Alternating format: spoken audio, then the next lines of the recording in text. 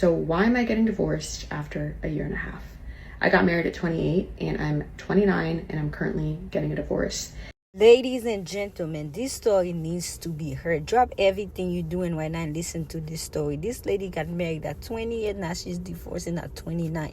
This is exactly what happened when ladies rush into marriage, not thinking about the full gravity of what they get into.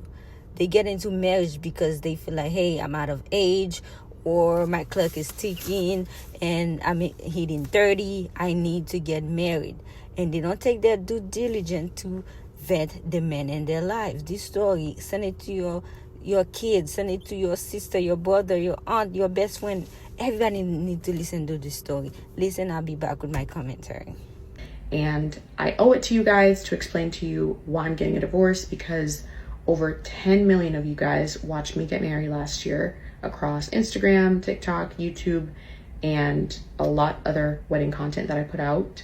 I'm a lifestyle creator, and so, you know, you're gonna see my life, the ups, the downs, all of it. It is just a part of the process. But the reason why I do want to share why I'm getting divorced is because I got married to a narcissist unknowingly, and it was all built upon a lie. And I started talking about this on Threads and on my Twitter account, and I shared some of that to my Instagram stories. And since sharing that, I've gotten hundreds of DMs from women who are in the same situation or who have been in that situation. And so many of them have told me, I'm so grateful that you've been talking about this and that you've been transparent about this, because I didn't have the strength to leave. Now that I'm seeing that you are leaving so soon as well, I'm now inspired to leave. I do want to talk about this specifically when it comes to the narcissistic abuse part, because you don't even realize it's happening to you while it's happening to you. For so many of us, we just didn't even know what was happening while it was happening. I'm going to share as much as I can. And I think it's also important for us to remember that there's a difference between narcissistic personality disorder and having narcissistic traits, okay? Those are two different things.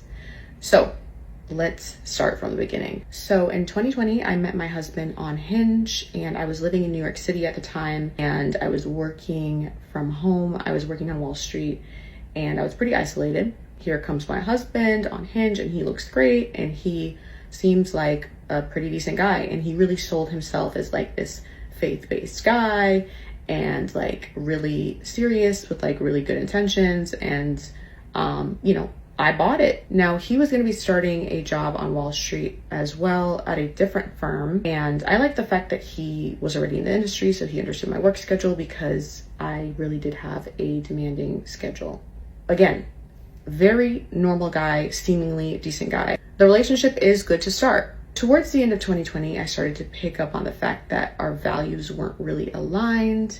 And especially when it came to faith, there were some things that weren't adding up, right? So I did let him know that, hey, I think we should break up. I think we should part ways, because, you know, we're just not aligned. Now, he accepted it at first, but then he kept trying to message me and get back with me and saying, you know, I really don't understand. I really miss us and all of that.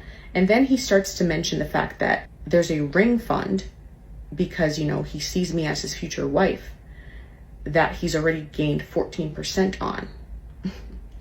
And I remember saying to him, like, I'm sorry, what does that have to do with anything? And so that is an example of, I think it's called love bombing. I am somebody who had a narcissistic parent. So I grew up on gaslighting. I grew up on manipulation. I grew up on love bombing. So that feels familiar to me. I didn't really have the language for what exactly my soon-to-be ex-husband was doing at the time, but now that I do have the language for it, I see it for what it was, right? If you have broken up with somebody, they seemingly accept it, but then they're coming back and they're like, okay, but I have 14% on a ring fund, right? They're trying to like lure you back in, right? They're trying to talk about all these things that they do for you or what they're doing for you to try to lure you back in.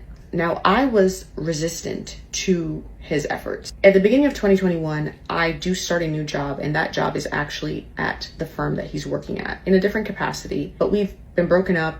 We're still cordial. Now, he's still trying to get back with me. He's inserting himself in a way that's friendly, but like also clearly like he regrets that, you know, we parted ways. Again, I'm focusing on my new job. I'm just focusing on like getting my life together. He does become a source of support for me as I'm in this new job because he's already familiar with this firm. He knows how to support people, and like he really is just a great friend to have. My birthday's in July, and yes, we're friends, we're not together, but he totally inserted himself into my birthday in a way that was like, you know, I'm her man, got me a cake and everything. And like, I appreciated all of those efforts because at the end of the day, like, it's great to have somebody who is looking out for you and all those things. But again, I wasn't cognizant of the fact that like boundaries were not in place, right? And this is something that you have to be very aware of as a young woman when you're dealing with these men. Like, if you have broken up with somebody, right, there is no reason why they should still be coming around in that capacity. And if they keep coming around under the guise of friendship, right, because they love and care about you deeply as a friend, you need to be very careful. Because I was very convinced that, okay, he keeps showing up and he's just around because, like, you know, he just cares deeply about me and he just wants to be the person that's there for me. Now, despite the fact that we're broken up, anybody who has shown any kind of interest in me, anyone who he knows is interested in me, he's creating obstacles for these people. He would want to spend like every waking moment of the weekend with me, and I just had zero space. This is another sign that you are dealing with a narcissist. They do not give you any space. Keep in mind, the job that I had at this time on Wall Street, I was working at the desk from 6:30 a.m. until roughly about like 6:30 p.m., right? So I'm 12 hours on the desk, Monday to Friday, and every waking minute of the weekend, he would want to spend time with me. I don't really like people like that. I like my space. I do believe that I am an introvert, and I really do need to recharge, especially when I'm in an office setting and when I'm around people for so long. Like, I need like to decompress, right? I'm blessed now that I work from home and I don't need to like recharge as much, but I really needed my space. Now it is fall of 2021, and he is really lobbying, really pushing that we get back together. And he's even convinced another one of my friends that he really loves me, he really sees a future with me, and, you know, for me to give him a chance. He's very, very, very convincing. Like, this man, he could sell you anything. He is really good. He puts on a great show. And even my friend is like, wow, like, I don't know any guy who's ever loved you this much. Like, this man he is so committed. And I'm like, yep, that is true. And I'm like, you know what?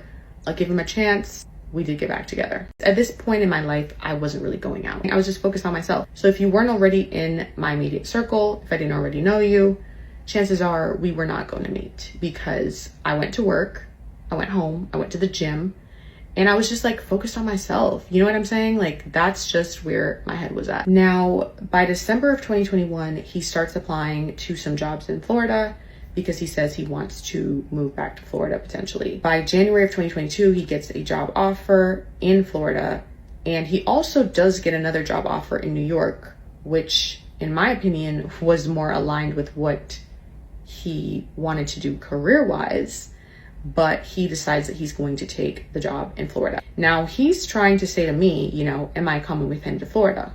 I'm like, absolutely not. I have my career here. At the time, I knew no one in Florida. No, I'm not going with you to Florida.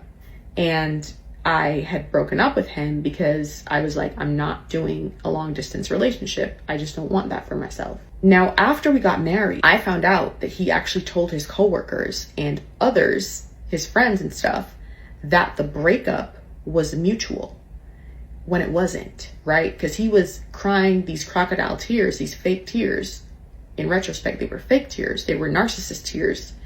When I told him that, look, I'm not moving to Florida with you. I'm sorry. Like, I'm not doing long distance. I have my career here. It is what it is. I think it was early February that he moved to Florida. Valentine's Day comes around 2022. Now, I think I'd gone out and I posted up like, you know, just in a cute dress or whatever. Who's calling my phone to find out if somebody took me out for Valentine's Day? My soon-to-be ex-husband. Mind you, I'm single, right? What did you think was going to happen? Do you not think there is a line of men waiting to take me out? You're single. I'm single. It's none of your business. Why should I spend Valentine's Day alone, right? Like, you decided to move to Florida. I am living in New York. I'm going to enjoy myself. You know what I'm saying? I tell him, look, you need to calm down and you need to focus on your life in Florida. There are a lot of baddies in Florida, right? Focus on the baddies in Florida. Let me live my life, right? Period. He's upset. He's not happy with it. It is what it is. Now, we didn't really talk for a while. I want to say like maybe about a month and a half, because I kind of cursed him out and I was like, look, you need to stop calling my phone. You need to leave me alone, like boundaries. He starts to weasel his way back in after a couple months of 2022 from the friendship angle. I started to post on TikTok in May. My first video that went viral on TikTok happened in the end of May. And in June of 2022, an anonymous account is created on Twitter. It has no posts. I'm still friendly with my soon-to-be ex-husband, right? He's still a friend to me, and that's that. I'm single in 2022. I'm focusing on myself. In August of 2022, I'm told by my boss that I'm being put up for early promotion. My soon-to-be ex-husband, at the time, I considered him to be one of my best friends because he always positioned himself to be like this source of support for me and just somebody who really loved me like unconditionally. Now, he was one of the two people that I let know that I was being put up for early promotion. Unbeknownst to me at the time, that same week, that anonymous Twitter account made some tweets using screenshots from my TikTok account, tweeting my firm and FINRA.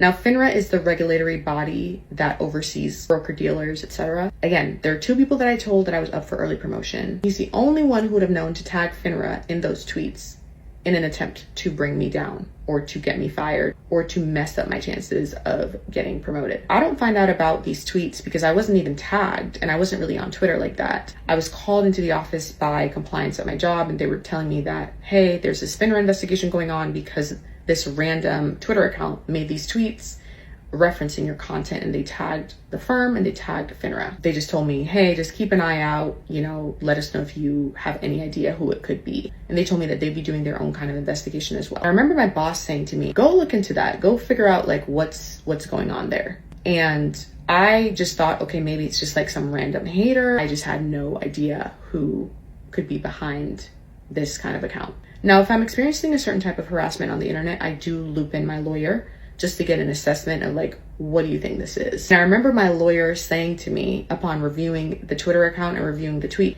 he said, honestly, Christine, we've seen this before many times. This account was created specifically to try to bring you down.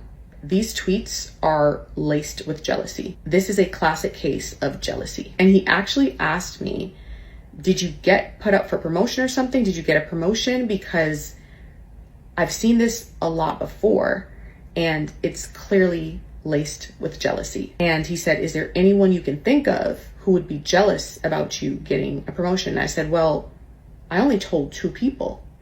And those people, you know, in my mind, I was like, they would never be jealous of me. Plus, only one of those people would have known to tag my firm and to tag FINRA. And I remember asking my soon-to-be ex-husband, I was like, hey, did you tell anybody else? But he was so supportive. He was just like, oh my gosh, the fact that somebody would even do that to you, they're such a hater. You guys, this man was like praying with me. He was like, I want to pray with you against like the attacks of the enemy. It's not funny.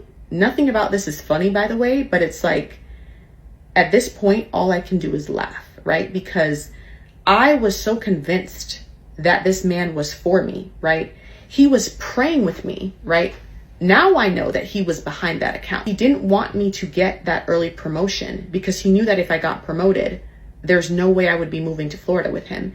And he had to figure out a way to get me to move to Florida because he just had to have me. Here this man is praying with me, being like, I just don't know why anybody would try to do that to you. And like, you just have all these haters now and whatnot. And he created this account in June of 2022 when he saw that like, okay, like her TikTok is growing. More people are going to find her. So I got to make sure by any means necessary that she doesn't find somebody better. He's telling me that, you know what, you're on the internet, you're on TikTok now, people can find your TikTok, so it's just probably somebody who hates on you. You've always had haters. It could be anybody. And I'm like, yeah, you know what, you're right. It really could be anybody at the end of the day. Now, nothing came from that investigation. I didn't get in trouble. I didn't get fired. But did those tweets mess up my chances for early promotion? Absolutely. So he was successful in his attempts. One thing that I did find out from my firm from this investigation process was that they had reason to believe that the person behind this account was a whistleblower. So they were a former employee and they were airing out their grievances while using me to do so. Now, January of 2023, I have a new challenge to focus on because the Black people at my firm have been getting underpaid now for 2 years. And we had clocked it the year before, but we were told that it was going to be corrected and we'd be made whole this current year, which was at the time 2023. That was not the case. In fact, it was even worse in 2023. Now, that kind of stuff doesn't sit well with me. And of course, I'm telling my soon-to-be ex-husband about what's going on because he is a friend of mine and he's very supportive. He's like, trying to make sure that he could be there for me and just like support me in this time that I'm taking on this challenge of like pushing back against my firm. So one of the things that I do is I write a letter to the head of HR. Because of that letter that I wrote to the head of HR, an investigation was launched and they were like, yep, we messed up. People's pay needed to be revamped. Now, even though they fixed the pay of all of the Black employees that were hired through this program, it still wasn't the correct amount. We were still being significantly underpaid compared to our white peers for doing the same work. I was not happy with that solution because I knew that that was just them slapping a band-aid on a situation that literally needed surgery. So, I lawyered up. One thing you're never going to do is you're never going to play with my money, especially when I worked for it. I've now taken on this legal battle with a major Wall Street institution. I am literally drained and exhausted. I'm fighting for myself and others who are not even willing to fight for themselves, right? Because there are a lot of people on Wall Street and in corporate America who are just not willing to stand up for themselves. But here I am putting in the good fight. Now, at the time, I did go to spend some time in LA because I'm just actually mentally drained. And it was good because I think it was like a different type of isolation. But at the same time, my soon-to-be ex-husband used this opportunity to really weasel himself back in as a source of support for me. He would fly in from Florida, spend some weekends in LA with me. He was really just like this great source of support for me and convinced me to get back together with him. And I was like, honestly, like he gets it. He understands what I'm going through. And at this point, this man knows me well. He knows my family dynamics. He knows my triggers. He knows a lot about me, right? So he knows exactly what to say to get back in my life. Now he starts talking about getting a ring and getting engaged somewhere around, I want to say May or June of 2023. Truth be told, I should not have gotten engaged in the mental state that I was in 2023 because I was so drained by this battle. I was so exhausted for having to fight for what was clearly like standard. Like the fact that I'm fighting for equal pay for Black people in 2023, it was just mind-boggling. You know what I'm saying? And just the back and forth with the legal situation, I was exhausted. But of course, the whole talks of engagement and all of that, and like just like my soon-to-be ex-husband being there for me and just being this great source of support, it was just kind of like, oh my gosh, like he's so sweet. Again, I'm kind of in a daze in 2023. I'm dealing with a whole legal battle, but I'm still excited because it feels like, oh my gosh, at the end of the day, this is the light at the end of the tunnel. We get engaged in August. Now, once you get engaged, everybody's asking you, when is the wedding? When is the wedding? When is the wedding? So you have all this external pressure and my family, my friends, everything. I'm a type A person, right? I didn't end up getting a planner for my wedding. I ended up planning it myself. So I'm completely caught up with planning my wedding I'm still dealing with this legal battle. I have now moved to Florida. I still have my place in New York, but now I'm in Florida. Thankfully now I know like 2 couples in Florida. So I do have a couple people there, but I'm now in a different state. I'm still dealing with this legal battle. I'm here planning a wedding. I'm also transitioning careers, right? Because when you go up against a firm in Wall Street, like, best of luck if you think you're going to have a career in Wall Street after that. But also that experience left such a bitter taste in my mouth that I decided that I didn't want to work on Wall Street anymore. So I'd made my mind up that I was done with the industry. Now this legal battle, I'm not done with it until roughly February of 2024. And I also want to provide the context that I wanted to take this to litigation because the evidence was all there. The wrongdoing was there, and it would have been a case that would have really changed a lot of things for the industry and people underpaying Black people in the industry. But my soon-to-be ex-husband was a big advocate for me settling because he was like, you know what? I've seen how drained you've been. I've seen how exhausted you've been. And, you know, just prioritize your peace and move forward. In retrospect, right, he just wanted me to, you know, get paid quickly and just move along. That's what he wanted me to do. If it were up to me, I probably would have litigated. And my lawyers were ready and willing to litigate. Now, one thing to note is even before we got engaged, this is before premarital counseling, we had gone through this book where we were just kind of like figuring out like, what do we want out of life? Does this all make sense? Does it make sense to get married? For example, one of those questions in that book was like, okay, how many kids do you want? And I remember saying, okay, like I want 2 to 3 kids. And he was like, oh yeah, I want 2 to 3 kids.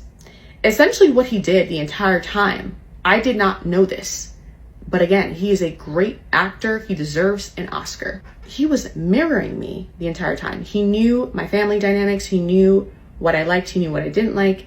And he was presenting himself to be the type of person that I would want in a husband. Another thing to note is 2023, he suddenly gets very bulked up, very muscular. Now, he was always athletic, but he was always on the slimmer side, right? 2023, he has bulked up, right? I'm like, okay, you know, what happened to you? He just has this newfound passion for the gym, I guess. I mean, he always went to the gym, but like he was never doing all of that, like weight, and like he wasn't eating that amount of protein and all of that. Now, after we got married, that is when the mask started to slip. So he would say things like, I have to go to the gym and have all this protein and eat all this food to look good for you and to be bulked up for you. And I'm like, look good for me? You know what I'm saying? Like, if you want to look like that, like you're the one who decided to bulk up like this, right? Like you decided to do this to yourself. I never told you to do that. So you always want to pay attention when it comes to dating someone. If you find that they're like transforming themselves to be someone to match you a little bit too much, right? And it's not organic, it's not natural, it's not something that they ever were. That is something that you need to pay attention to. At the time, I just thought, you know what? He bulked up. He has this newfound passion for the gym. It is what it is. I didn't know that someone with narcissistic personality disorder, they are going to mirror their target like crazy.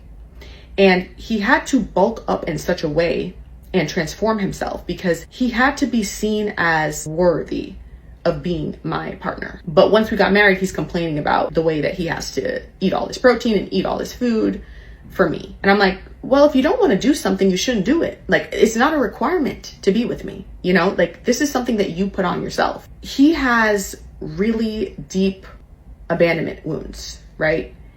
And this is something I always encouraged him to work on. And it really showed itself in one particular instance. This was in July of 2024. He was going to get some food at this particular place that I don't like eating at. He was asking me what I wanted to eat. I was like, look, you know, I don't even eat from there. I don't know why you're asking me what I want. And I told him like, look, I'm going to go home and I'm going to order something. And at the time we were out at this particular plaza and it was going to be easier for him to just drive there, get what he wanted, drive back home. And for me, it just would have been easier for me to just Uber home and order what I wanted. So I told him, look, I'm just gonna go home and Uber what I want. So I got out of the car and I was about to call my Uber on my phone. I kid you not, this man drives in front of me, wrestles my phone out of my hand with such force, so angrily that like I'm pushed, and he drives off in the parking lot. He makes a loop in the parking lot, actually, like a lunatic in anger.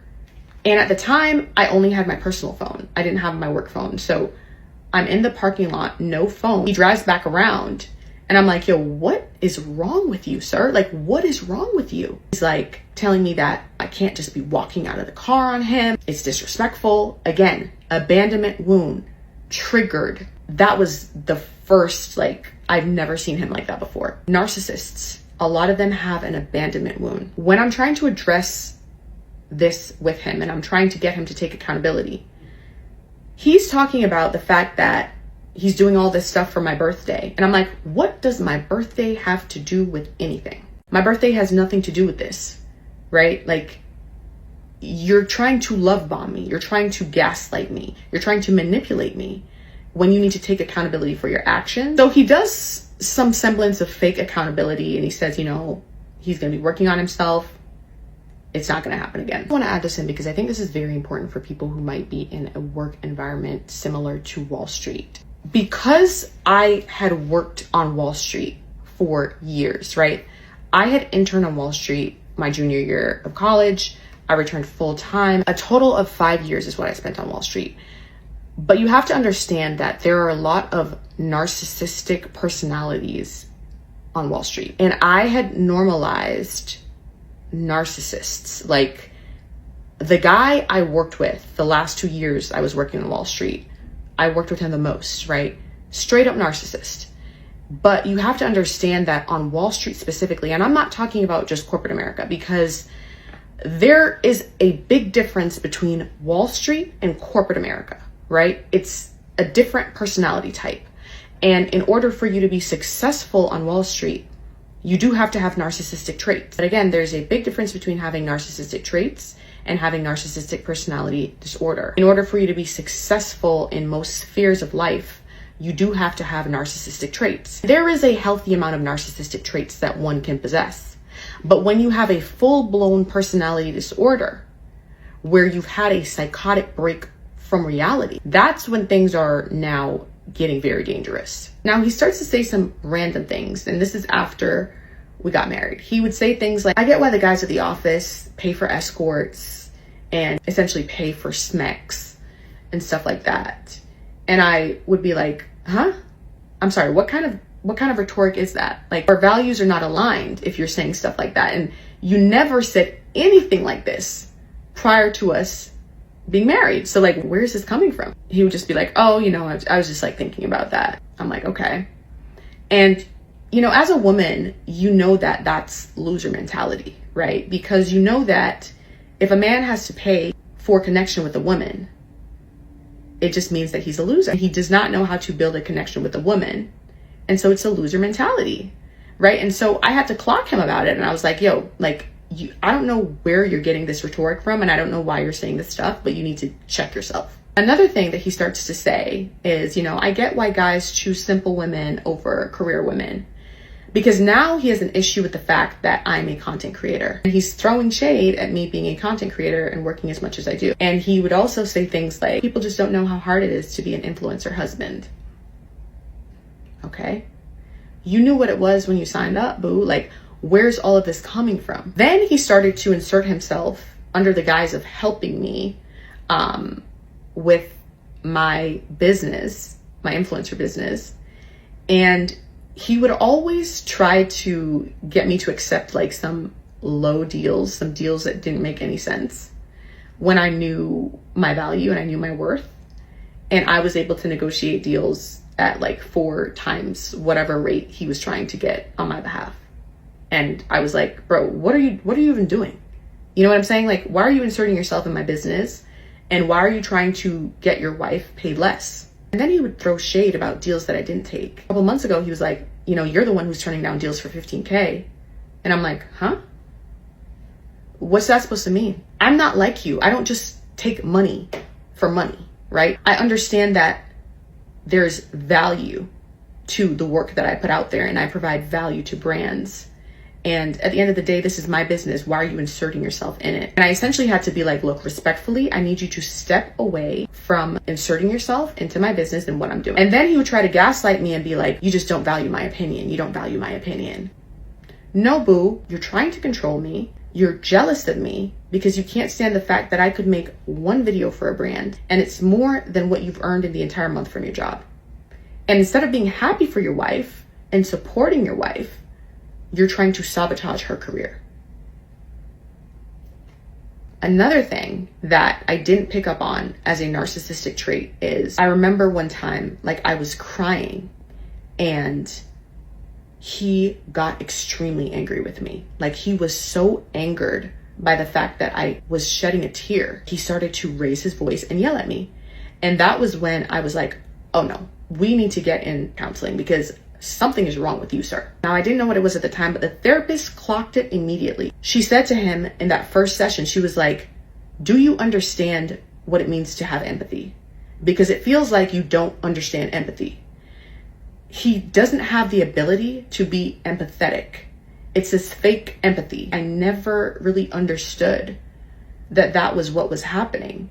So if he sees me crying, it gets him so angry because he's incapable of putting himself in other people's shoes. Narcissists lack empathy. Also, after we got married, he would constantly make degrading comments about women. He was really frustrated with the fact that women had to do so little in comparison to men.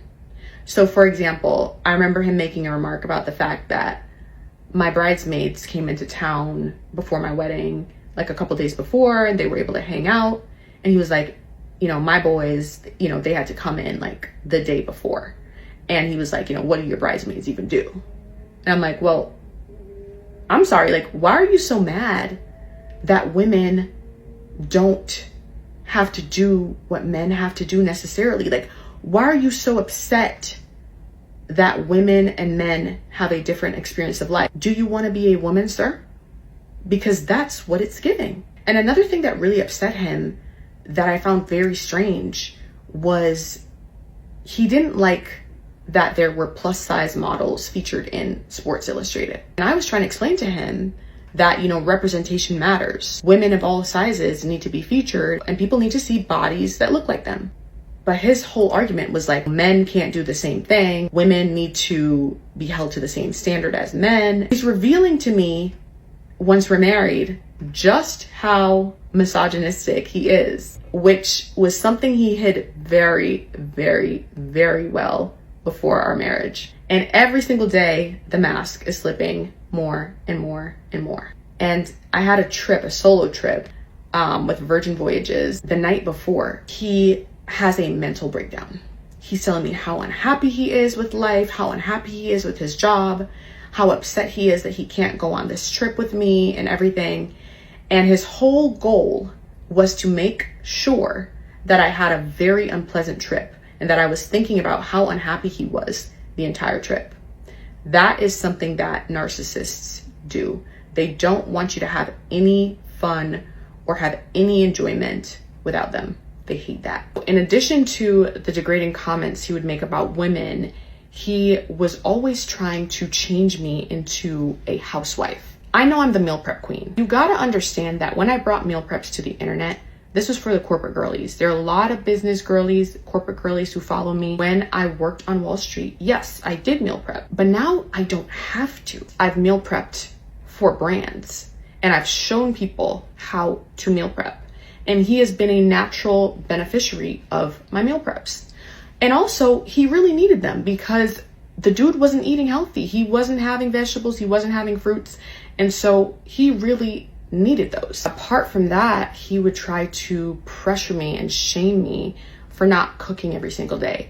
Now, I'm the type of person I cook when I want. But if I don't feel like cooking, I'm not going to cook because I don't need to. And when it comes to cleaning, I have always outsourced my cleaning. When I lived in New York, I outsourced my cleaning. Unless I genuinely want to clean my space, that is just what I do. But you know what it was when you signed up, right? And we talked about this. It never gave housewife. It was never that. Now, if you're wondering, well, why are you staying with this man while he's saying all these things? It's because there's constantly this gaslighting and this love bombing that's going on. He's constantly reminding me of things that he's done for me. That is just a small portion of the narcissistic abuse that I've experienced during this marriage. This is not the only reason why I'm filing for divorce. I came to find out some dirt on this man and what he's been doing behind my back for a while now. Out of respect for him, like, even though he doesn't deserve my respect, out of human decency, I'm not going to say it on here, but just know it is egregious. That's all I have to say on the topic. And I don't have to drag him. I don't have to shame him for what I found out, because one thing I know for sure is that everything done in the dark, it has to come to light at some point. Now, when I found out what I found out, I asked him, I said, hey, is there anything else you're lying to me about? I gave him the opportunity to be honest with me, because at the end of the day, I've been loyal, I've been faithful, I've honored our marriage. I meant my vows when I said them. So I gave him the opportunity to be honest with me, and he still couldn't do that. In fact, his response was, I'm so focused on trying to get you a Range Rover, because he knows that Range Rover is like one of my favorite cars ever. I'm like, what does that have to do with anything? What does a Range Rover have to do with the lies that you've been telling me? That is classic narcissistic response. So I informed him that I would be filing for divorce and that it would be amicable and that we just do a clean split, sell the house, split the proceeds. What's yours is yours, what's mine is mine. Narcissists hate when they're no longer in control. And if you try to leave, they're going to punish you for it. So once I let him know that I would be filing for divorce, he went into our joint account and he transferred money into his personal account. He wiped it clean. That included a New York tax return tied to my income, because he didn't earn any New York income in 2024. He transfers that to his personal account.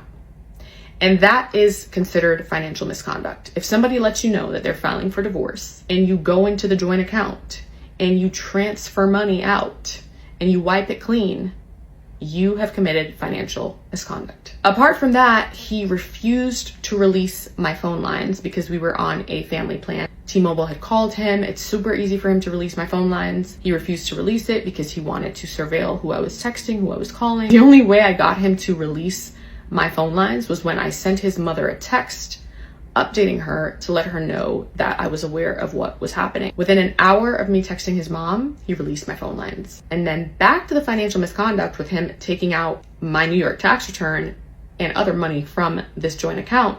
His lawyer reprimanded him. His own lawyer reprimanded him for doing that. Like, you just don't do that. When he withdrew that money, he was hoping that that would put me in a tough situation. But dude, you married the finance baddie. Do you think I don't have money in other accounts? Do you think I was relying on this joint account? Do you think I tell you about all of my income when I clocked that you were jealous of me and trying to sabotage my career? That is standard classic behavior of a narcissist. When you try to leave them, they're going to try to financially abuse you, smear your name as well, because what he's been doing is talking to my friends and family, trying to create a narrative about me. They're going to try to keep anything hostage. They're going to try to surveil you. I caught him trying to log into the security cameras last week after I changed the passwords. So that is just standard, just narcissistic behavior. Now, in an effort to, I guess, get back at me after I told him I was filing for divorce and after he conducted financial misconduct and I called him out, he goes ahead and he files for divorce. What this does is it complicates things for him, because given that he has now filed the petition, we have to respond to that petition. And when we respond to that petition, unfortunately, all of his dirt gets put out there. And so what little dignity he could have walked away from this marriage with has now gone out of the window. Again, I wanted an amicable and a peaceful divorce. I really didn't want all of this nonsense. But with narcissists, chaos is how they thrive. They have to create drama. If I were him, knowing what I do know, I would have chosen to walk away from this marriage with dignity, whatever fragment of dignity he has left. But he chose narcissistic collapse, right? He chose ego and he chose to be childish. Now, could I have gotten on the internet and pretended everything was okay and put on a show for you guys? Absolutely. I can't do that and sleep well at night, and that is just not a part of my brand. If I'm telling you ladies to want better for yourselves, if I'm telling you to do better for yourself, if I'm telling you to stay healthy and wealthy, that is all a mentality, right? That is a mantra. So you have to want better for yourself. You have to walk away from the things that no longer serve you. And especially if you were literally a victim of a real life Joe Goldberg, like I was. Now, there are a couple people on IG who said, oh, you got married for content. And I wish I got married for content, honestly, because it cost me so much. I would love to get my 75K back from the wedding, honestly. That would have been invested. I would have had more money now. I would love to get back all the money that I've invested into this house, all the closets that I paid for, all the furniture that I've purchased, literally everything. I would love to get my money back. This has been such a loss for me. For you to get on the internet and try to think that people get married for content. I know I met my vows. My soon-to-be ex-husband, on the other hand, he didn't mean a word that he said. He was literally a real life Joe Goldberg. But let this be a reminder that you will rise again. I'm currently in the process of getting out of this marriage. We will see how my rise again goes. I hope this is helpful, and whenever I'm able to share more information, I will.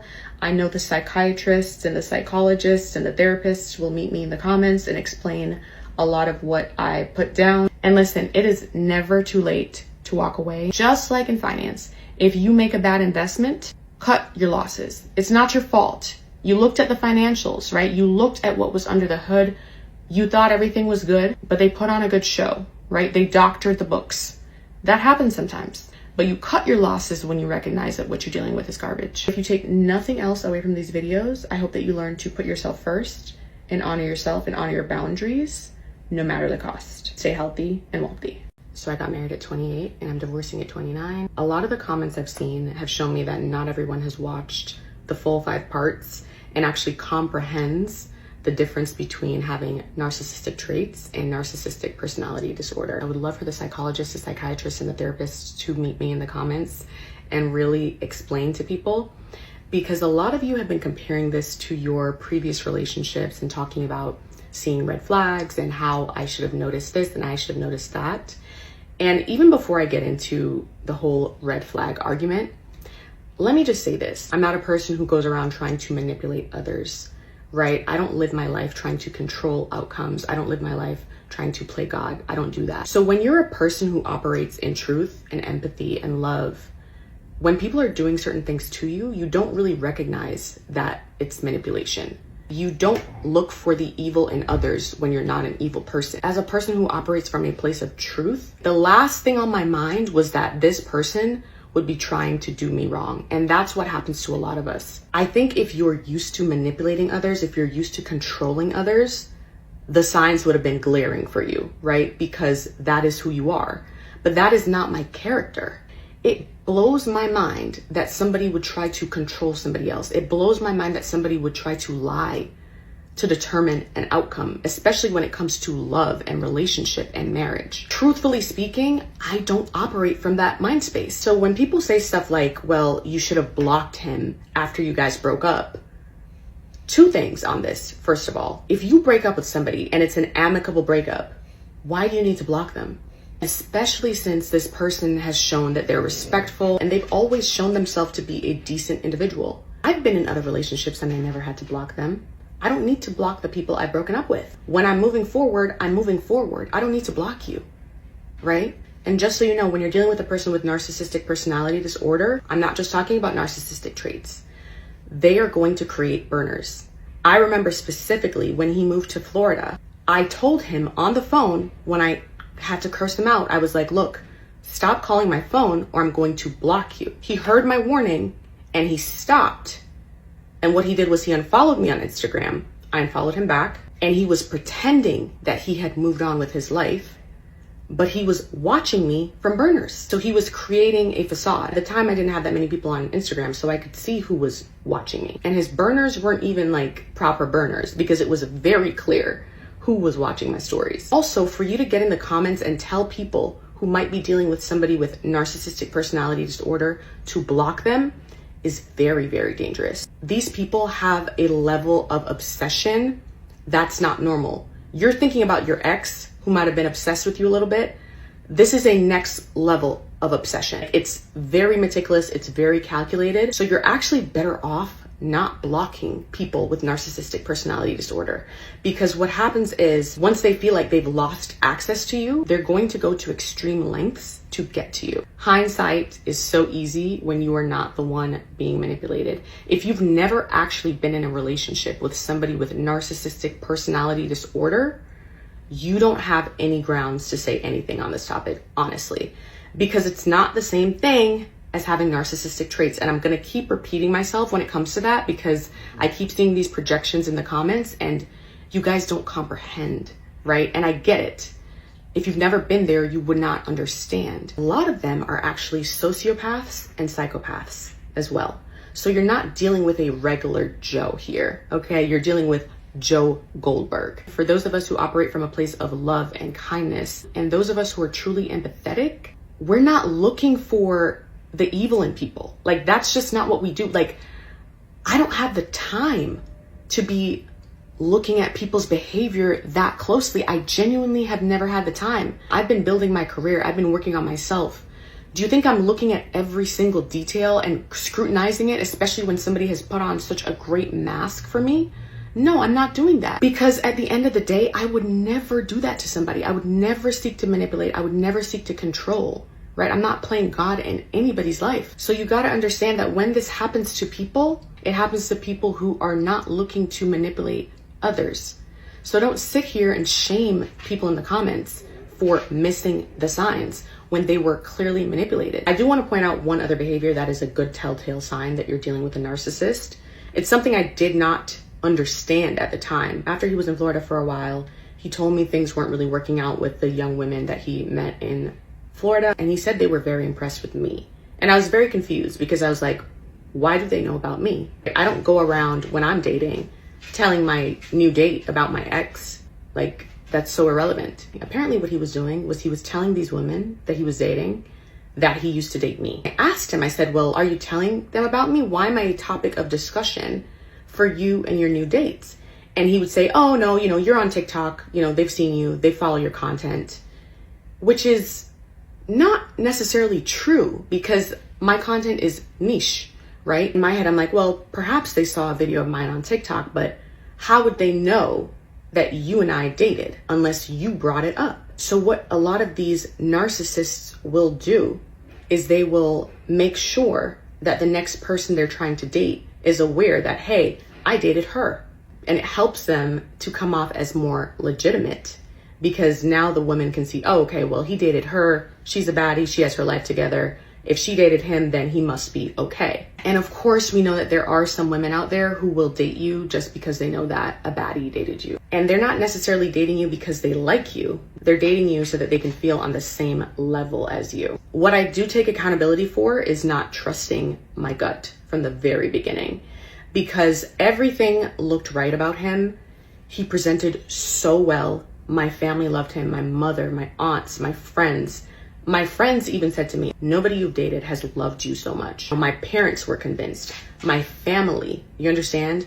So even when something felt off in my gut, I was listening to all of the voices around me because I trusted that they knew better than me because they were older. I remember raising specific things actually to my family and friends, and they would tell me, oh no, that's just the devil trying to destroy what you have going on. And they would tell me things like, oh no, the devil hates marriages, so that's just the devil putting something in your head. A lot of people will use religion to control you and to keep you bound to something that was never built on truth in the first place. Trust your gut. And lastly, there have been a lot of men in the comments talking about the fact that women can be narcissists as well. And that is absolutely true. We never denied that, right? My platform is primarily for women. And so that is who I speak to on my platform. There are totally female narcissists. And so if you have a story to share about dealing with a female narcissist, I encourage you to share it in the comments. I'm just speaking to my audience because we are primarily women here. For everyone saying, don't put your business out there, keep it private, it is what it is. Again, I have a platform. At the end of the day, thank God, I am the only one hurting from this situation. And if my pain serves the purpose of inspiring hundreds of thousands of women who follow me across all my platforms, then it was for a reason greater than myself. And that's what I've come to realize. Yeah, it sucks for me, but I'm gonna be okay. I was flourishing when he found me, and he wouldn't leave me alone at any cost. I'm the one who went through this horrible situation. And so many women have benefited from my transparency, and I'm so happy for that, because at the end of the day, I know that this was bigger than myself. This is my platform, and I know God gave it to me for a reason. So I'm not going to hide and pretend that things are okay. I'm going to be transparent. That is me stewarding the community of women that I've been blessed with. Again, if you are somebody in a similar situation, don't let anybody shame you for missing the signs. You're a good person. You wouldn't manipulate others. You don't think like an evil person. Of course, you're not going to look at other people's actions and immediately see the evil in them, because that's just not who you are. And if they want to shame you for being a loving and empathetic person, let them do that. Stay healthy and wealthy. I got married at 28 and I'm divorcing at 29. Part 7. For those of you bringing up forgiveness and reconciliation, I need you to understand that I am actually a very forgiving person. I understand that I don't need to take revenge on anyone. I have never needed to do that, because I understand that in this life, you reap what you sow. Anyone who's ever wronged me, they have suffered the consequences, and I've seen it with my own eyes, because God has never played about me. But what you need to understand is that I have extended a level of grace in this situation that most people wouldn't. If you really knew what this man was doing behind my back, you would be like, girl, you're giving him that much grace? Again, that is just me being a decent human being trying to preserve what little dignity he has left, even though he truthfully doesn't deserve it. And to the men in my comments talking about women think they're so perfect and women are so evil for wanting a divorce, if you truly knew what he was doing behind my back, you would not be defending him. I promise you. You would pull back your comments very swiftly. You would. Because I really don't think you would want to be caught defending that type of behavior. Now, speaking about narcissism, and I'm speaking directly to the women right now, because again, my platform is primarily for women. If you are in a relationship with a narcissist, I need you to understand that the core of narcissism is self-hatred and shame. Do you understand what I'm saying? The core of a true narcissist, someone with narcissistic personality disorder, the core of it is self-hatred and shame, okay? A man who hates himself and has shame about who he is will not protect you. He is going to lie to you, and he's going to betray you, and he will look you in the face and tell you that he loves you every single day. He will try to convince you that nobody will ever love you more than him. That is not real love. That is his twisted version of love, filtered through shame and denial. And that version of love, it will never keep you safe. These men know who they are at the core. They do a great job of putting on a show. The mask will start to slip once you're married, or once you're locked in with them on some level where they feel like you're not going to go anywhere. Usually you've gotten a house with them, as in my case. You're married, as in my case. And for some women, they have kids with them. They know who they are at the core. They're just in denial about it. They're often living double lives because they're not comfortable with their true identity. I'm telling you this because I've lived it. Our couples therapist clocked it immediately. And that's when I was still in denial about the fact that he could be a narcissist. I was still believing the lies. He had been going to his own individual therapist. But what you need to understand is that individual therapy does not help people with narcissistic personality disorder. They manipulate the therapists. And therapists can only work with what you give them. So if you don't give them truth, they're not going to be able to help you. People with a narcissistic personality disorder, they perform, they charm, they lie. They don't even tell themselves the truth. If you lie to yourself, you can never be truthful with others. And before you hop in the comments trying to play devil's advocate and defending a man that you don't even know, I want you to ask yourself this question. What would be so egregious that a woman like me, who got married in front of millions, who's always preached marriage, I've never been for hookup culture, ever. What would be so egregious that I would decide to make this decision publicly. I've never been reckless with my platform, so I want you to really consider that. What could it really be that would make me say enough is enough and I want out of this marriage? And again, for the men and women who are in the comments saying I must have gone into this marriage knowing that I wanted a divorce to get something from this man, consider this. I am the finance baddie. I know all about prenups. I chose not to get one because I believe that marriage is for life. I got into this marriage not intending to divorce. Yes, he is a high earner, but I've always made more money than him, and the tax returns show it. So who do you think a prenup would have benefited more? Additionally, in my industry, there's no cap on what you can earn. It's totally up to you. So who stood to lose more in this situation? Who is more likely to get alimony in this situation? What would it take for a woman like me to leave? And not just leave, but leave with integrity, choosing to not expose all of the details, even though it would be well within my rights to do so. Consider that. Again, I'm choosing to be a decent human being and to preserve his dignity. I have the receipts. My lawyers have the receipts. Why am I giving him the grace that he doesn't deserve? Because I am not him. At the end of the day, I know the truth will be exposed, and it doesn't have to be me who exposes it, because the truth always comes out in the end. A lot of women have left comments about being stuck in situations like this and not having the means to get themselves out of it. And you've asked me to put together some sort of financial guide or some sort of workshop to really help you get yourself out of the situation. I now understand for myself why a lot of people stay in marriages, because divorce is actually very expensive. Every week I send thousands of dollars to my lawyer. I'm going to be working on something to help you prepare yourself in case you ever get into a situation like this. If you are in a situation like this, this should help you get out of it. But in the meantime, if you are dealing with somebody who wants you to stop working, especially if you were an ambitious and career-oriented person, I want you to be very careful. I want you to be very critical of what they might be trying to do. Some people use that as a means to trap you. It's not protection for some people. Depending on the person that you're dealing with, it could be a trap, right? It could be a means to control you. So I want you to be very, very careful. And lastly, to anyone who's been betrayed on this level, men or women, I don't want you to be discouraged. Remember, it wasn't Peter who brought Jesus to the cross. It was Judas. Betrayal often serves the purpose of waking you up. So cry if you need to, but you can't stay there. You have to channel that pain into your purpose. So in the gym, in your business, in your healing, whatever that might be, let your results speak for you.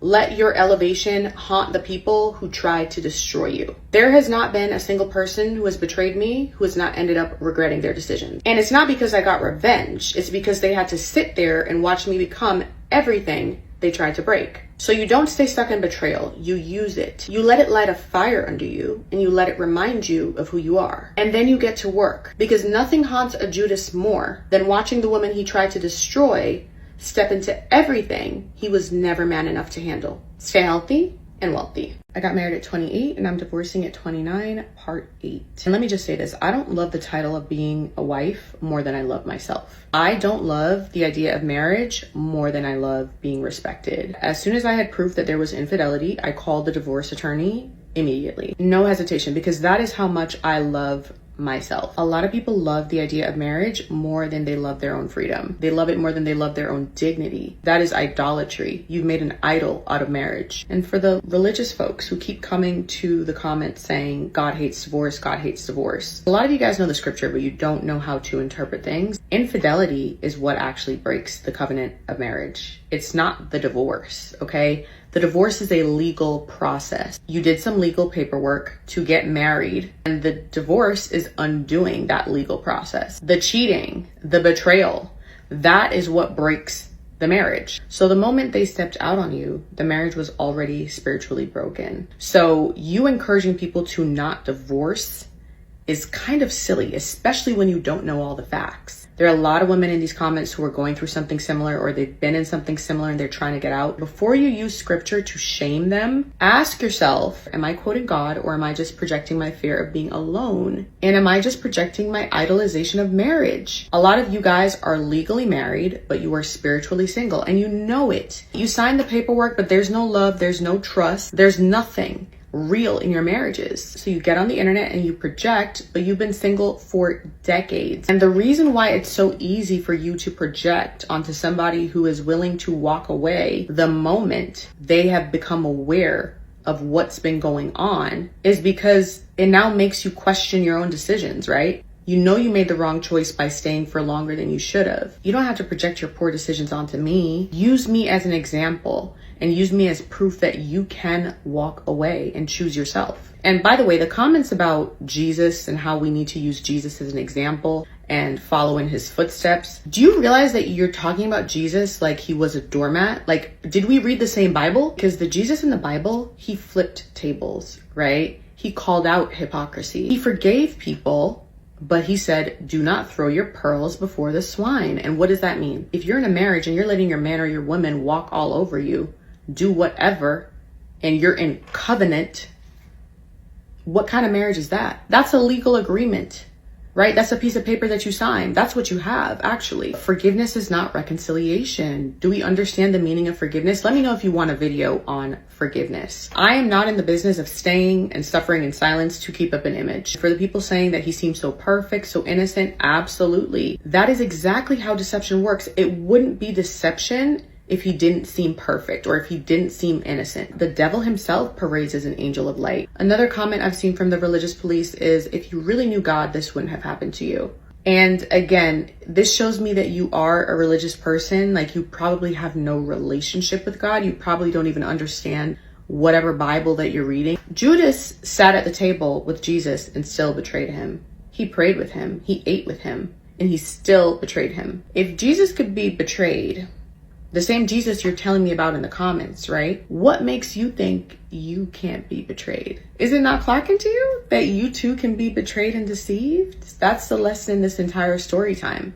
Like, it could happen to any of us. We need to stop pretending that abuse only happens to women who are weak and lost, because that is just not true. Some of us are targeted because we are loving, we are empathetic, we are powerful. Consider it a blessing if you've never been targeted by a narcissist. Count your blessings and move on. Say thank God. And for people asking, am I not embarrassed to be getting a divorce so soon? No, I'm actually so grateful. I'm so relieved that God showed me his true colors early on. There's so many people who were stuck in marriages, they ended up with children, and the situation is just a little bit more complicated. Even if they could leave, they decided to stay because they considered having a marriage that ended the most embarrassing thing. When somebody lies to your face, disrespects you, is sleeping with other people outside of you, you walk away. That's disrespectful. They're putting you at risk. You don't wait for them to care. You choose to care about yourself. And if you've been in a situation like this for a very long time, I hope my story inspires you and lets you know that you can leave. If I can leave after a year and a half, and you've been dealing with infidelity, with lies, with manipulation for decades, I hope this gives you the little oomph you needed to choose yourself, because it's about time that you choose yourself. You should not be embarrassed because your marriage is ending. The most embarrassing thing you can do is to build a life on deception. That is embarrassing. The only thing you should be embarrassed about is tolerating disrespect for longer than you should have. The only thing you should be embarrassed about is not choosing yourself when the person that you committed to has repeatedly not chosen you. They've chosen themselves over and over and over again. They haven't chosen you. So I hope you choose you. Stay healthy and wealthy.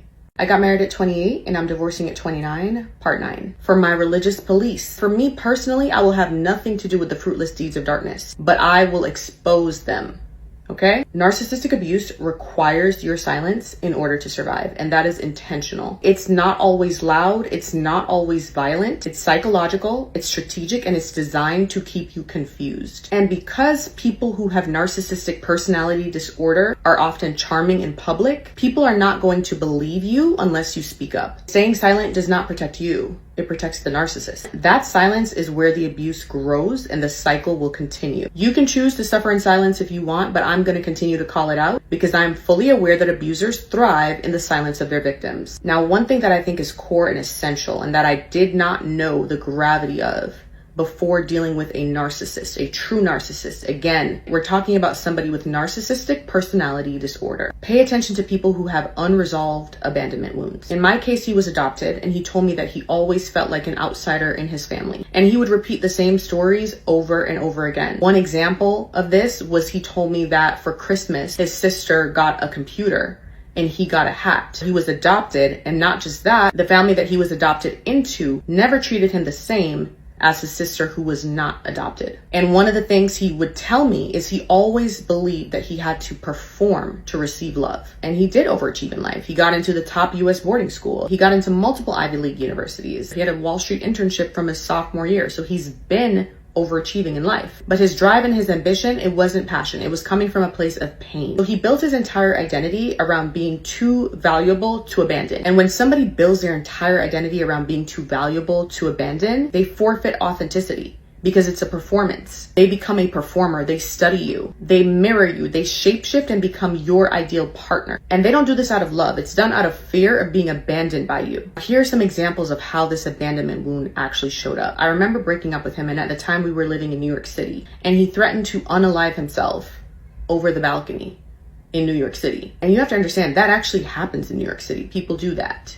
And so suddenly I wasn't just trying to leave, I was trying to not be responsible for somebody unaliving themselves. And it's also one of the reasons why it's been so hard for me to separate myself from him, because I know he has this deep fear of being abandoned, and I didn't want him to harm himself. What I'm able to see now, and I hope that you're able to see this too if you're in a similar situation, is that that is a form of control. It is emotional manipulation. Another way this abandonment wound shows up is when they try to lock you in early. I've said this before, but they like to do it through marriage, through getting a house with you, through having kids with you. And that all sounds perfectly normal, right? But they like to do it on an accelerated timeline. They build a life around keeping you close because they do not want to be abandoned by you. And it seems perfectly normal to everyone else on the outside, but if you know, you know. So the more obligations and ties that you have to them, the safer they will feel. They're going to become a version of themselves that they believe you cannot abandon. He started to bulk up. He got super muscular, non-stop protein like it was a job. And I just thought he had this newfound passion for lifting weights. After we got married, he was complaining about all the food he has to eat and all the protein he has to consume to maintain this image. He studied me. He asked me about the people that I dated previously. Everybody was at least 6 foot. Everybody was athletic. Everybody had muscles, right? So they're going to study the people that you dated previously, and they're going to try to match up or be better because they want to be somebody that you cannot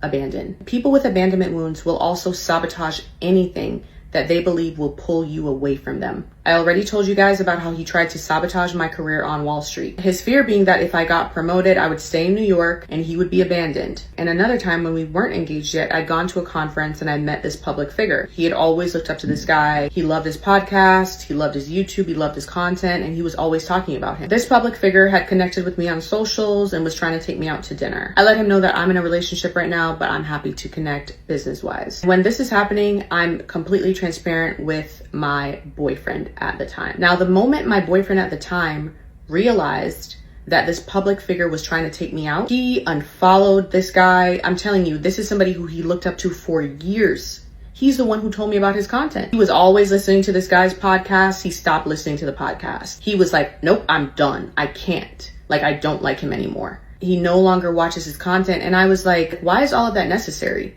He was completely respectful. He completely understood that I was in a relationship. And I've shown you the messages. Nothing about it was disrespectful. But it wasn't about that. It was about the fact that a multimillionaire public figure was trying to take me out to dinner. And this triggered his abandonment wound because he sees this public figure as somebody who could potentially be the reason that I would abandon him down the line. And what's so funny about it is despite the fact that he was no longer supporting this public figure, he was running around telling his friends and his coworkers that this person asked me out on a date. So he used the opportunity for bragging rights to be like, well, my girl's being asked out by this person, but he no longer supports him because he sees him as a threat. And that is what narcissism looks like. It's insecurity dressed up as confidence. Now, was he aware of his abandonment issues? Yes, he was aware of his abandonment issues. He's actually been seeing a therapist, but he hasn't been dealing with his abandonment wounds with the therapist. And again, individual therapy rarely works for people with narcissistic personality disorder because there's nobody there to ground them and keep them in check with reality. They don't take the mask off. They don't take it off in therapy. So when I picked up on certain things after we got married and I suggested that we go to couples therapy, it was the best decision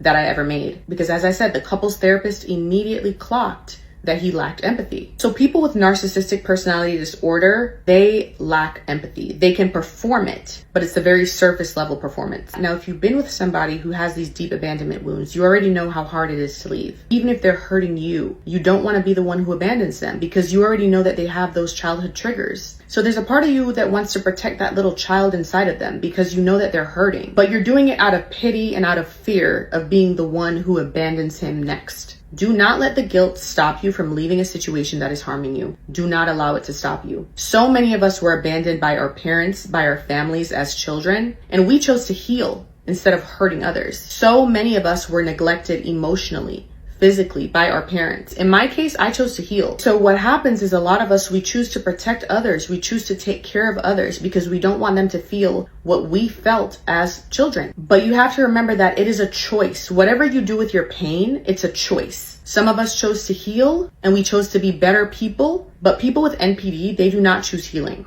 They choose to weaponize their wounds against the people closest to them. And if you're their partner, you're getting the worst of it. They're going to sabotage your career, your peace, your joy. Because the more you grow and the more that you thrive, it triggers that abandonment wound in them. Because they believe that you're going to abandon them if you achieve a certain level of success. In my case, he created fake accounts. He left hate comments on my videos from fake accounts. He would attempt to suppress my content because his fear was if I get too big, I'm going to abandon him. So despite the fact that I was a content creator before we got married, and he was fully aware of that, he was trying to sabotage my growth as a creator as well. What's funny about it is that he benefited from people knowing who I was, because he would come home and tell me that his clients follow me and they would tell him, oh, your wife is the finance baddie, I love her content. So he gets a little kick out of it, right? It's a little ego boost for him, but at the same time, his abandonment wound is triggered the more that he sees me rising. And even right now as we speak, instead of acknowledging his wrongdoing, he's trying to make threats to sabotage my career, because his objective right now is to get me down so bad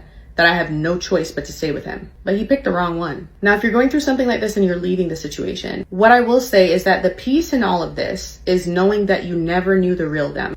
You knew and you loved the mask, the show that they put on. You did not love the person because they never showed you who they truly were. That's the saddest part of all of this, because they never love themselves enough to face themselves. So they lie, especially to themselves, and they will lie to you up until the end. I do pray for his healing. I pray that him and others suffering from NPD will choose to go back to that little wounded child. Be honest with yourself. Be honest with the people who are trying to help you. You have to face yourself in order to heal. Until you acknowledge the wounds and until you're able to see the pain, the abandonment, the betrayal for what it was, until you're able to confess what has taken place and how it's made you feel, healing will not take place. In any event, his unresolved trauma and pain was never mine to bear. If you're in a similar situation, remember that you are not his therapist and you are not his savior. So where are we now? He's threatening to sabotage my career to get me to be quiet about his wrongdoing. Now, I have withheld a lot of information about what has taken place here. I have honestly given so much grace. I've honored him as much as I can despite everything that he's put me through. And if you knew, I have chosen to withhold that information so far. But I also know that the truth is what sets people free. Him and his lawyer have said that this little story time has already gone viral. And to that I say, if you call this viral, wait until I finish the story time with my receipts. I really haven't gotten to the meat of the matter. I really haven't given you guys the full tea out of kindness. And I am a really kind person until I'm not. Now, he wouldn't be a true narcissist if he didn't try to silence me and make himself a victim in a situation where he was the orchestrator of his own undoing. But you know what?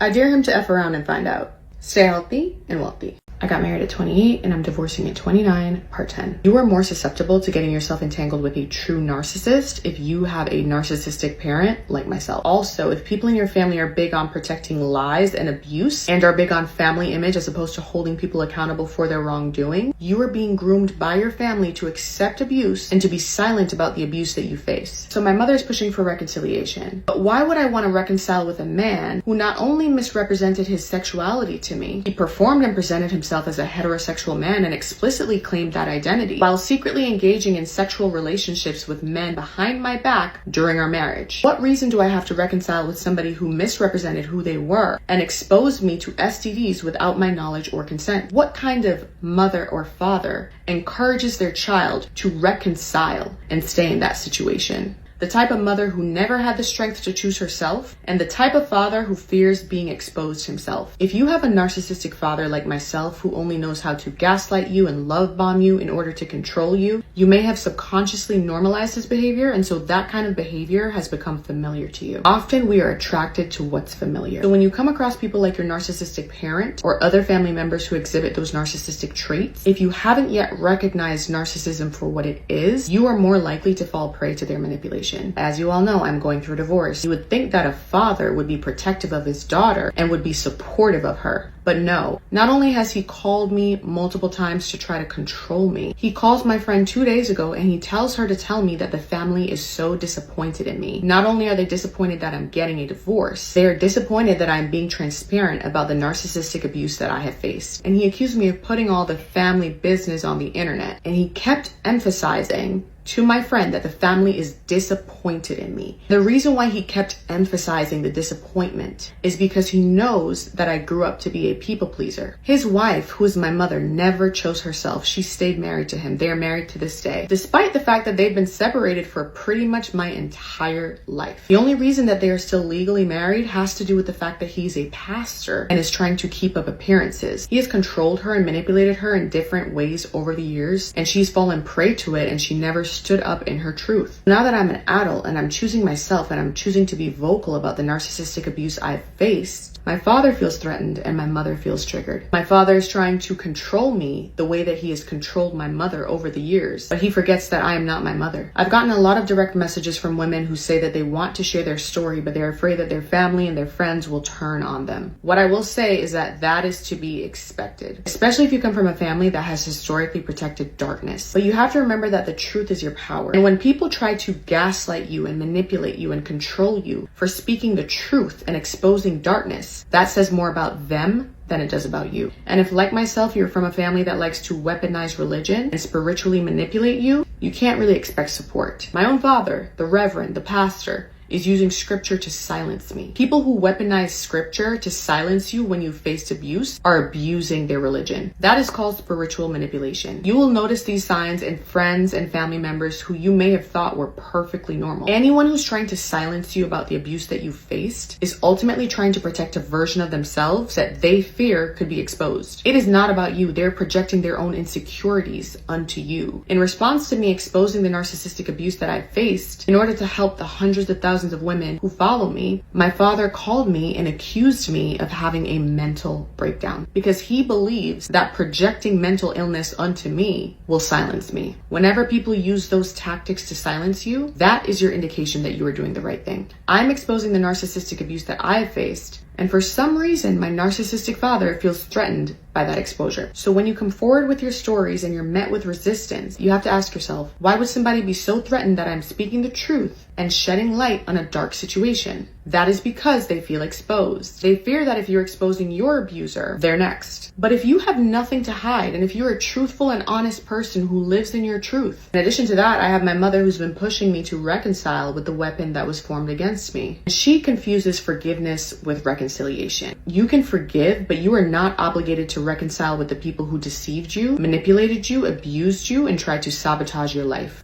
Also, forgiveness does not mean that you are silent about the abuse that you face. You have to understand who is criticizing you and what that means. So for myself, having a mother who never chose herself, who chose to stay married to a man who never valued her, who mistreated her and manipulated her for her entire life, she never chose herself, so she will never choose me. She will always choose the side of the abuser. She never protects herself, so she will never protect me. If you have maternal figures like that in your life, you have to understand that they are going to weaponize their tears against you. They're going to try to emotionally manipulate you. And again, this is projection, because deep down, they know that they made the wrong decision by staying. They know that they made the wrong decision by not choosing themselves. And so when they see you choosing yourself and you walking away from a situation that was harmful to you, suddenly they are questioning themselves. You choosing yourself and speaking your truth and shining light on the darkness, it triggers them. Their projections onto you come from a place of guilt because they haven't lived out the fullness of their lives because they chose to remain silent and in covenant with somebody who never honored them. When you go through situations like this and you start to expose the darkness, you start to realize who actually cared about you and who cared about you so long as they could control you. So long as you are controllable and you're able to be managed by some parents, by even some friends. They will show you care and love and affection and support. But as soon as you choose yourself and you no longer fall prey to their manipulation, you no longer fall prey to the spiritual abuse and the spiritual manipulation, as soon as you expose the darkness, they start to call you unstable. They accuse you of having a mental breakdown, and they will do anything to try to control you and keep you silent about the abuse that you faced. They will try to bully you in the most insane ways. My own father told my friend on the phone 2 days ago when he called her that he believes that my job as a lifestyle content creator is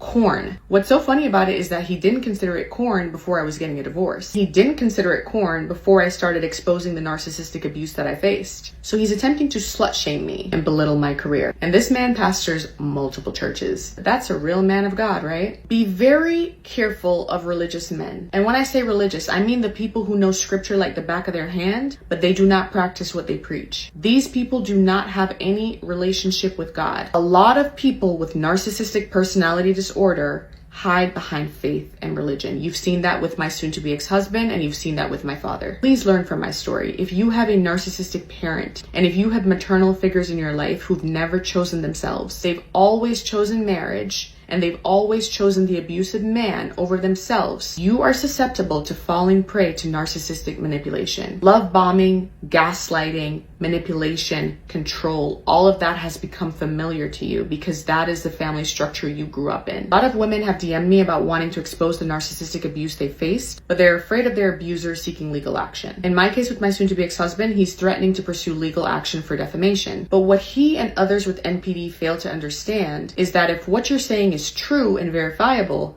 it's not defamation. In fact, attempting to sue someone for defamation when you're the one who did the harm will always backfire legally, especially when we start discovery. So emails, medical records, text messages, all of it. If you're dealing with somebody like this, don't back down. Don't be scared. Remember that truth is a complete defense. So stand in your truth. When you start speaking your truth, people from their past will reach out to you. Multiple people from my soon-to-be ex-husband's past have reached out to me, and they've had very similar experiences with him. So this might become a much bigger case because of the discovery process. And honestly, I'm looking forward to it because this type of deception and marriage fraud happens too often, and I'm looking forward to making an example of this man. And for all the people he has previously harmed without consequences or accountability, justice is coming. Stay healthy and wealthy. So you know your father is a true narcissist when even the police officer suggests that you get a restraining order against him. I got married at 28 and I'm divorcing at 29, part 11. Less than 12 hours after I posted part 10 of the series, I was woken up by the local police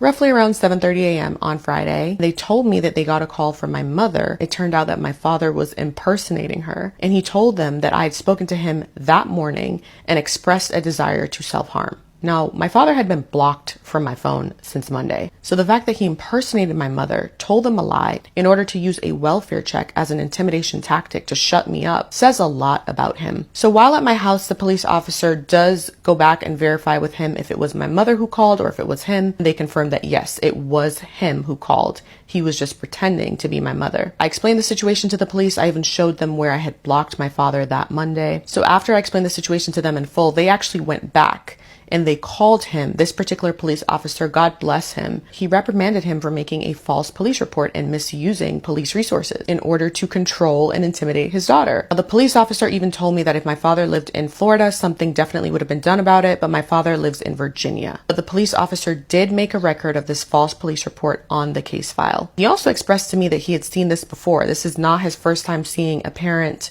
trying to control a child in this way by making false police reports. He also understood the dynamics of having a Caribbean parent, especially a religious one who's a pastor. And so he completely understood the context of what was happening, and he was really disappointed. Now, you would have thought that this is where that ended with my father, right? Nope. Now, later that day, right around noon, I got a call from a mental health facility called Still Mind, and they claimed, just like the police officers who showed up to my house, that my father had given them a call and told them that I texted him expressing a desire to self-harm. Again, my father has been blocked since Monday. He's called my friend, but he hasn't been able to speak to me because I've blocked him. This mental health facility that I don't even know about is calling me and telling me that my father wanted them to call me Just like I explained to the police, I had to explain to this mental health facility that my father is unstable and he's currently going through a narcissistic collapse. After receiving that call, I did speak to one of the police officers again, and he did suggest that I get a restraining order against my father. And the fact that a police officer is making that suggestion to me is quite telling of the kind of parent that I have. The police officer literally had to explain to my father that, look, sir,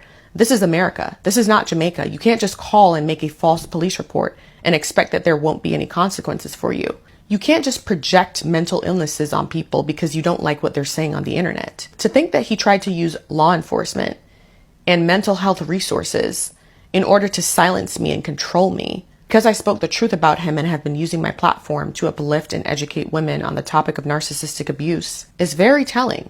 And if I wasn't telling the truth, why would he have to go to these lengths? So you would have thought, okay, he weaponized law enforcement to try to intimidate you. He weaponized a mental health facility to try to gaslight you. It ends there, right?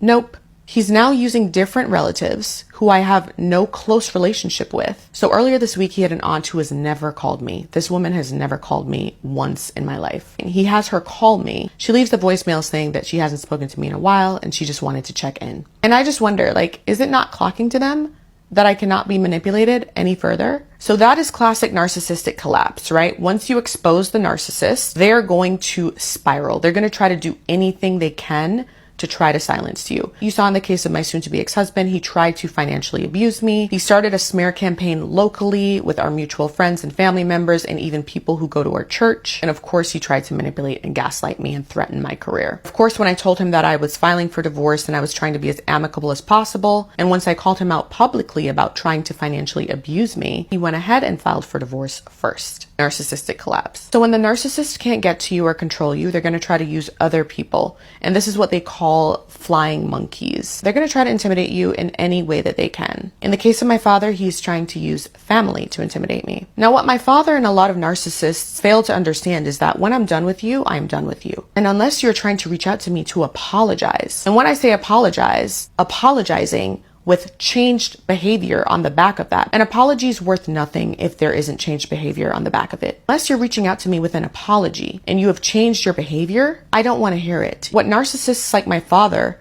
need to do is they need to face themselves. They need to look themselves in the mirror and acknowledge who they are. And they need to repent for their wrongdoing, because what has taken place here is blasphemous. What my father has done as a father and as a husband is blasphemous. When he gets in front of his churches every Sunday, he has 2 churches that he pastors in Virginia. When he gets in front of his churches on a Sunday and he pretends to be this great family man, holier than thou, it is blasphemous, and he needs to repent because he is not who he says he is. So until he repents for his lies and his wrongdoing in this life, and until he apologizes and actually has changed behavior, he will be blocked. And the same goes for other family members of the same mindset. When you get to a place in your life where there's absolutely nothing that your family can do for you, you now are in a position of control. So when I speak the truth, I speak the truth freely because there's nothing you can do for me.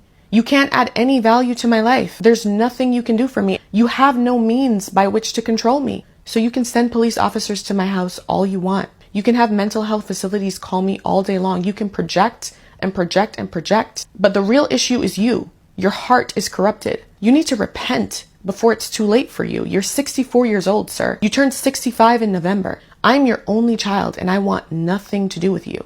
Do you know how sad that is? What does that say about you as a person? Now, I'll tell you what my last conversation was with my father before I blocked him that Monday. Now, I had been contacted by one of my soon-to-be ex-husband's exes, and she had relayed to me that she had a very similar experience with him. So my soon-to-be ex-husband also gave her the hardest time when she tried to break up with him. He made it extremely difficult, and he used the same type of manipulation tactics. Now, one of the things that she also said to me was, I'm not sure if he told you this, but he was diagnosed with bipolar disorder in 2017. Now, this was news to me. I had never heard this before. And you have to understand that me and my soon-to-be ex-husband, we talked extensively about mental health. Even before we did premarital counseling with our church, we talked extensively about mental health. He told me he had no mental health issues.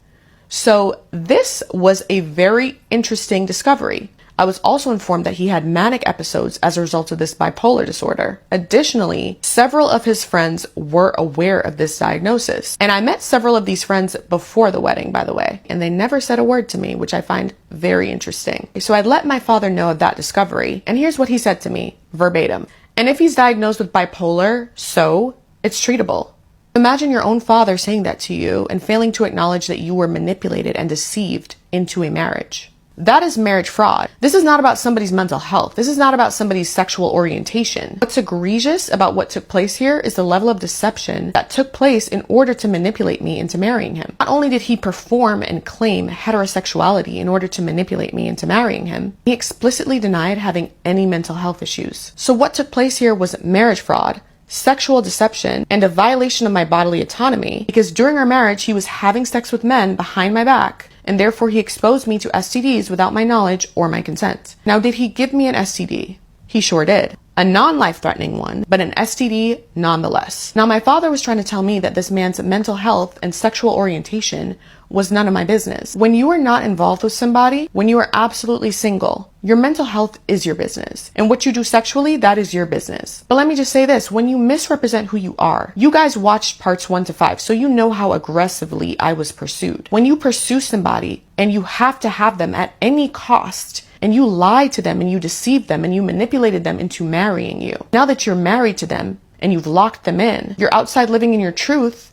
and you're exposing them to God knows what because you were living a double life, that is when it absolutely becomes my business. So you have to ask yourself, why would my father say that to me? Why would my own father defend a man who misrepresented his mental health status and misrepresented his sexuality? What is it about my father that would make him be on the side of such a man? I want you to ask yourself that question and think critically. Why would he be so triggered about me speaking the truth about this man? Now, there have been thousands of women who have reached out to me at this point, and a lot of you have dealt with the same thing. You've dealt with men who misrepresented their sexuality and manipulated you into marriages. You've dealt with men who've lied about their mental health status or lied by omission. And let me just add this in. Lying by omission is still lying. In fact, it's one of the most dangerous forms of lying. A liar by omission is one of the most dangerous people that you will deal with. A lot of narcissists lie by omission. They calculated, they schemed, they knew what to say and what not to say. And it is all a part of the manipulation tactic. For those women who've been through something similar or who are going through something similar, that is your husband.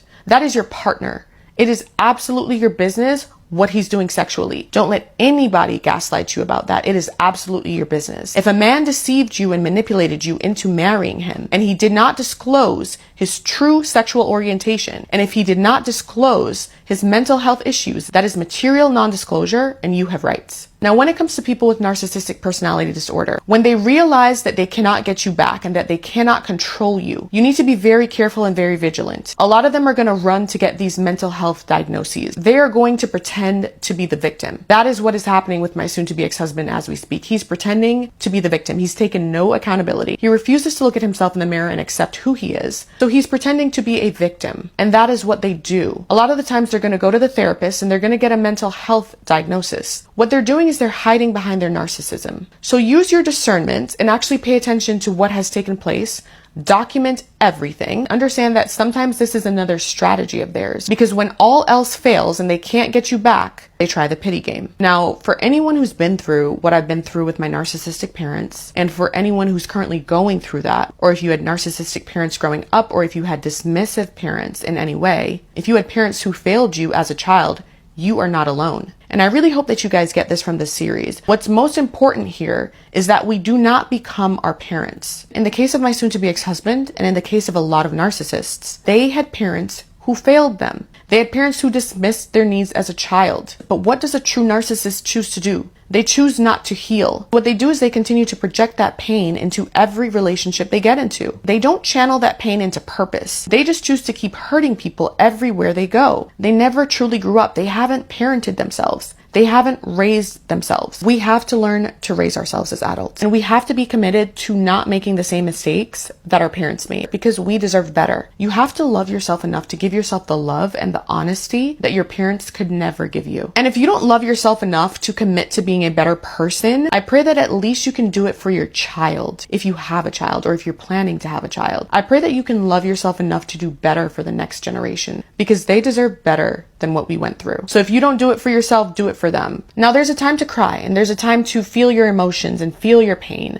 but there's also a time to channel that pain into purpose. And you need to know when it's time to get up and get after it and channel that pain into purpose. Speak out about the abuse that you faced. You have to speak out, because narcissism thrives in silence. If you're silent about it, it's going to continue. I guarantee you. Do not be concerned about the people who are committed to misunderstanding you. Do not be concerned about the people who are committed to twisting your words. Do not be concerned about the people who are committed to projecting their insecurities onto you. They are going to do just that. That is to be expected. You speaking your truth not only sets you free, it sets your bloodline free. It sets so many people free when they can hear your story and they can see themselves in your story. When you are vocal about the narcissistic abuse that you have faced, the narcissist collapses. And so narcissistic collapse is what you're going to observe. I have documented the narcissistic collapses I have witnessed in this entire series. You're going to notice similar things once you start speaking out, but that's how you know you're doing the right thing. Use your voice and speak out about it. People are going to hear you. People are going to resonate with your story. When you share your stories, tag me in the video, mention me in the caption, and I will repost your story. Remember your voice, because it will set people free. Stay healthy and wealthy. People who are silent about narcissistic abuse, people who are silent about abuse in general, they will not protect you and they will not protect your children. I got married at 28 and I'm divorcing at 29, part 12. Now, I've gotten a lot of comments commending me for my strength and my ability to block my father, who is a narcissist, and my ability to separate myself from family members who have shamed me for speaking out about the narcissistic abuse that I've faced. I have no issue cutting off people who want me to be silent about the abuse that I've faced, and I have no issue cutting off people who are silent about abuse. I've even had a friend of mine who considered herself my best friend try to shame me for speaking out about the narcissistic abuse that I faced. And I've cut her off, because situations like this really show you people's true colors. And anyone who's in the business of shaming someone for speaking out about the abuse that they've faced is not somebody that I want in my life. Why? Because I don't trust you. I don't trust the family members who choose to be silent about the abuse that they witness within the family. There are so many women and men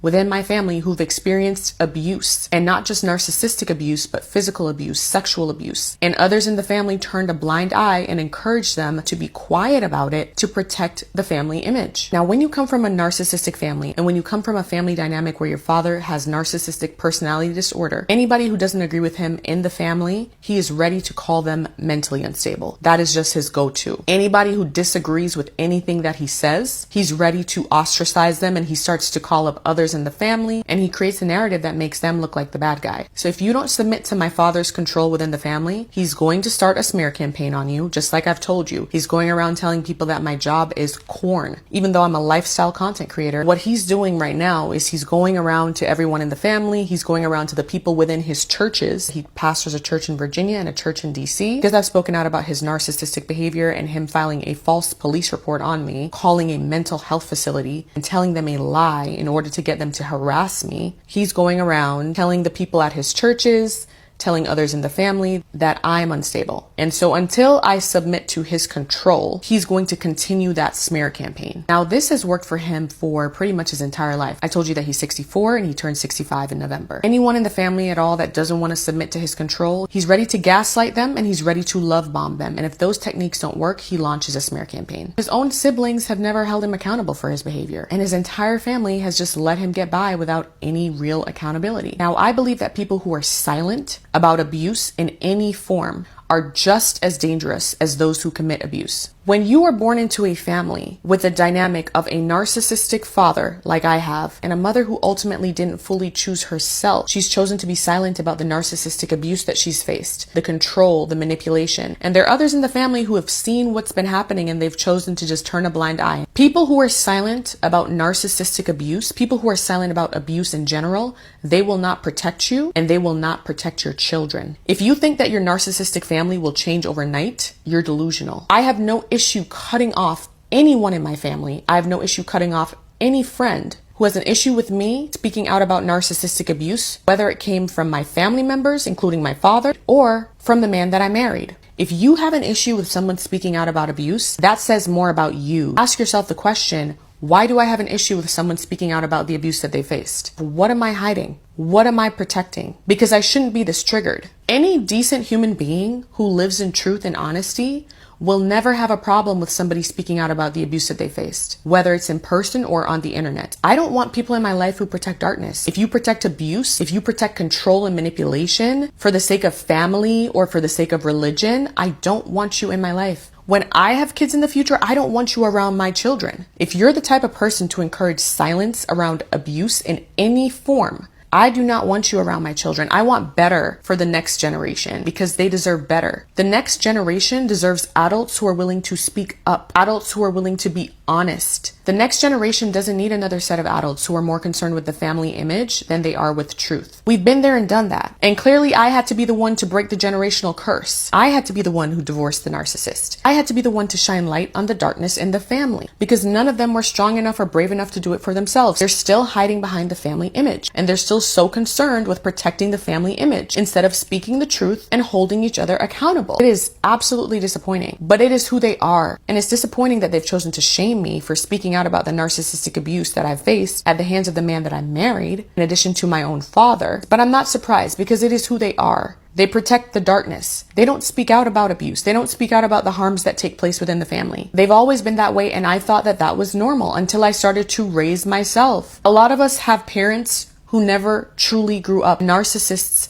never truly grow up. They're children. They're damaged children and they're stuck in their childhood traumas. So with my father, him creating a false police report was his form of a temper tantrum. Him calling a mental health facility in order to get them to harass me because I'm speaking out about the narcissistic abuse I've faced. It's another form of a temper tantrum. He's a child who never grew up. He never addressed his childhood traumas. And so now as a grown man at 64 years old, he's choosing to bully his daughter.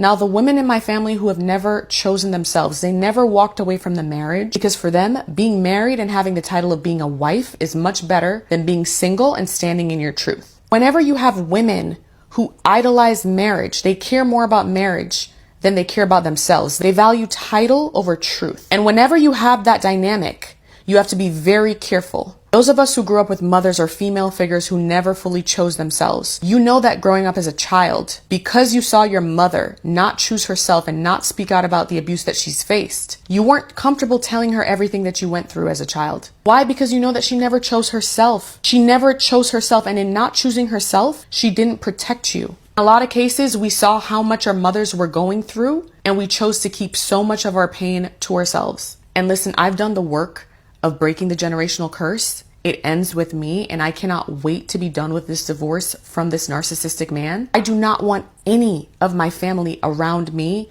or my future family because I've seen who they are. I see their characters. I want my children to speak up and speak truth. And I want them to know that they can come to me about anything at any time. I recently became a godmother to one of my friend's daughters, and just seeing her child and just seeing children in general, they deserve better. They deserve better adults around them. Anybody who has an issue with you speaking out about abuse that you faced, any type of abuse that you faced, be very careful. You don't want them around your children. They're going to encourage your child to be silent about the things that they go through. And that is not who you want around the next generation. And this entire series where I've talked about narcissistic abuse in particular, it thrives on silence. You're not going to notice it right away, and especially if it's normalized within your families, especially if you've been groomed to accept narcissistic abuse, you are not going to notice it. It'll take a while for it to click that this is what you've actually been dealing with all along. But once you see it, you can't unsee it, and you have to act accordingly. Now, we're already adults here, right? The damage is done. We can do better for those who come after us. And we should live in truth, and we should be comfortable speaking out truthfully. And anybody who pushes back and tries to shame you for speaking out about the abuse that you've faced, you need to understand that they're very likely hiding something themselves, whether it's something that happened to them or it's something that they've done to others. If you take away nothing else from the series, I hope that you take away how dangerous it is to have people around you who are silent about narcissistic abuse. And it's so silent, it is so discreet, but it is dangerous. If you're in a similar situation, I hope that you make the decision that the abuse ends with you. It ends with us. Remember your voice. Stay healthy and wealthy.